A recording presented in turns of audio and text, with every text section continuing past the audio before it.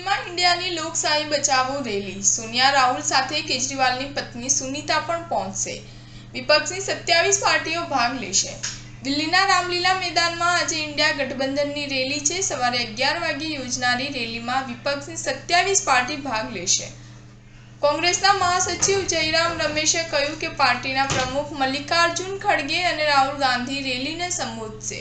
રેલીમાં સોનિયા ગાંધી પણ હાજરી આપી શકે છે। રમેશે કહ્યું, આ કોઈ ખાસ વ્યક્તિની રેલી નથી, એટલા માટે તેનું નામ સેવ ડેમોક્રેસી રેલી રાખવામાં આવ્યું છે। આ કોઈ એક પાર્ટીની રેલી નથી, લગભગ 27-28 પાર્ટીઓ તેમાં સામેલ છે। ઇન્ડિયા જૂથના તમામ પક્ષો તેમાં ભાગ લેશે। રમેશે કહ્યું કે ઇન્ડિયા ગઠબંધનને 17 માર્ચે મુંબઈમાં રેલી યોજી હતી અને આ બીજી આટલી મોટી રેલી છે। તેમણે કહ્યું કે આ રેલી દ્વારા એકતાનો સંદેશ આપવામાં આવશે। અખિલેશ યાદવે ભાજપની ચિંતા છે કે સત્તા ગુમાવી રહી છે। જુઓ वीडियो। स्टार न्यूज़ 7 हमेशा सच्चाई के साथ।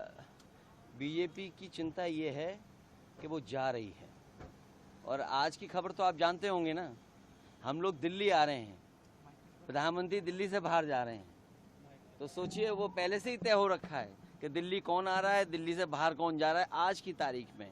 और जहाँ तक करप्शन की बात है, एक लंबी सूची है। भाई हमें क्यों चंदा नहीं दिया, आपको चंदा क्यों नहीं मिला?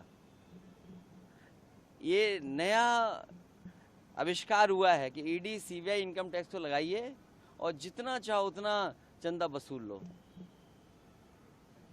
और इस आविष्कार के बारे में बीजेपी कुछ बताएगी, क्योंकि अगर हम आंकड़े निकालेंगे, ब्रह्मांड में इतना किसी ने झूठ नहीं बोला होगा जितना भारतीय जनता पार्टी ने ब्रह्मांड में झूठ बोला है।